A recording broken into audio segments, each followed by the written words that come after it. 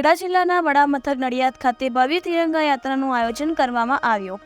ભારત દેશની આઝાદીના 78મા વર્ષની ઉત્સવની ભવ્ય ઉજવણીમાં શહેરમાં હજારોની સંખ્યામાં લોકો જોડાયા હતા। તિરંગા યાત્રા એસઆરપી કેમ્પસ કપડવંશ રોડ નડિયાદથી પ્રસ્થાન કરીને ઇફકોવાડા હોલ ખાતે સમાપન કરવામાં આવ્યું હતું। નડિયાદ ખાતે રાજ્ય કક્ષાના સ્વાતંત્ર્ય દિનની ભવ્ય ઉજવણીના ભાગરૂપે જિલ્લાના સમગ્ર વહીવટી તંત્ર દ્વારા પૂરજોશમાં તૈયારીઓ ચાલી રહી છે।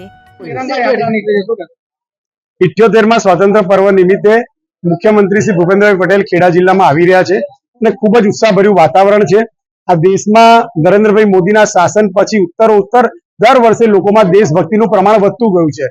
2021માં નરેન્દ્રભાઈએ સામાન્ય જનતા અને તિરંગા વચ્ચેનું અંતર ઘટાડ્યું અને વિભાજન વિભેદિકા સ્મૃતિ દિવસની જાહેરાત કરી, જેના કારણે આ દેશ આઝાદ થયો ત્યારે આ દેશના લોકોએ જે તકલીફ વેઠી હતી એની વેદનાને મનમાં લઈને ખૂબ જ જુસ્સા સાથે આવી તિરંગા યાત્રાઓ દેશભરમાં ઠેર ઠેર નીકળી રહી હતી। અંતર્ગત સ્પોર્ટ્સ કોમ્પ્લેક્સ થી લઈને એસઆરપી કેમ્પ થી લઈને ઇફકોવાડા હોલ સુધી આ યાત્રા આવી।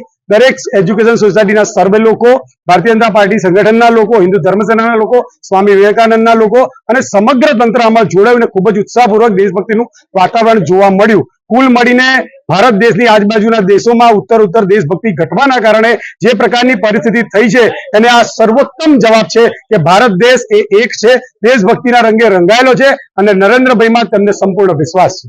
સાહેબ, આ જે કોંગ્રેસ દ્વારા ન્યાયયાત્રા કાઢવામાં આવશે, શું કેવું? દેશના વિભાજન વખતે સમગ્ર દેશને અન્યાય કરનારી કોંગ્રેસને છૂટમૂટ એક યોજનાને પકડીને, કોઈ એક ઘટનાને પકડીને ન્યાય યાત્રા કાઢવાનો કોઈ હક નથી। સમગ્ર દેશને આ સ્વાતંત્ર્ય દિને એમણે જે ભૂલો કરી છે બાદલ એમણે માફી માંગવી જોઈએ। કોંગ્રેસને ન્યાય યાત્રા કાઢવાનો કોઈ અધિકાર જ નથી। રિપોર્ટર કેતન પટેલ, નડિયાદ।